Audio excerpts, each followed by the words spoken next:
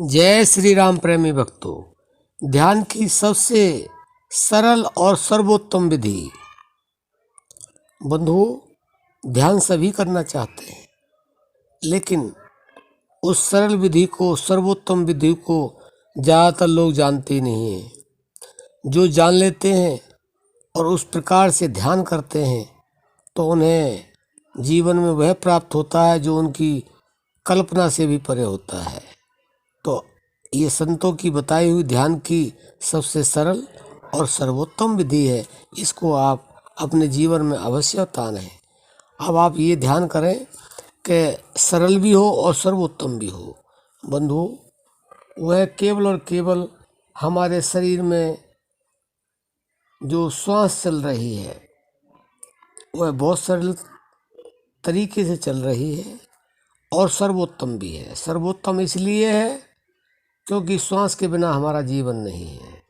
उससे अगर हम अपने मन को जोड़ दें, उसके साथ योग कर लें, तो ये बहुत ही सरल साधन है। इससे सरल कोई है नहीं, क्योंकि इसके लिए ना कहीं बैठने की ज़रूरत, ना खड़े होने की, ना नहाने की, ना धोने की, ना कहीं मंदिर जाने की कोई ज़रूरत नहीं है। इसको आप किसी भी समय कर सकते हैं, क्योंकि हमने केवल और केवल ध्यान की उस विधि को अपने जीवन में उतारना है जो हर समय हर जगह हो सके और सभी धर्मों के लिए भी वह बराबर हो।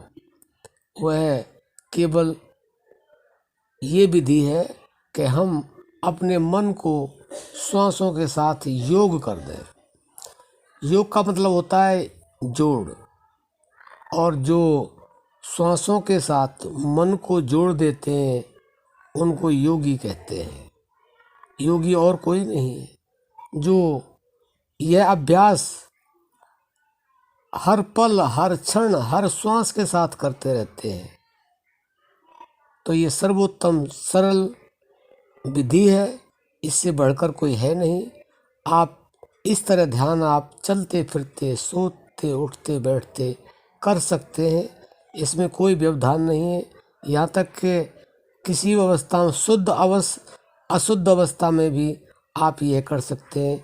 इसके लिए किसी भी तरह की शुद्धता की कोई आवश्यकता नहीं है। तो बंधुओं, आशा करते हैं कि इस सरल विधि को और सर्वोत्तम विधि को आप अपने जीवन में उतारेंगे और अपने ध्यान को आगे बढ़ाएंगे, जो ध्यान आपको समाधि में ले जा सकता है। क्योंकि समाधि से आगे वैसे तो अष्टांग योग है। पहले यम, नियम, आसन, प्राणायाम, प्रत्याहार, धारणा, उसके बाद में ध्यान आता है, और ध्यान के बाद में समाधि आती है। क्योंकि समाधि में मन निर्विचार हो जाता है।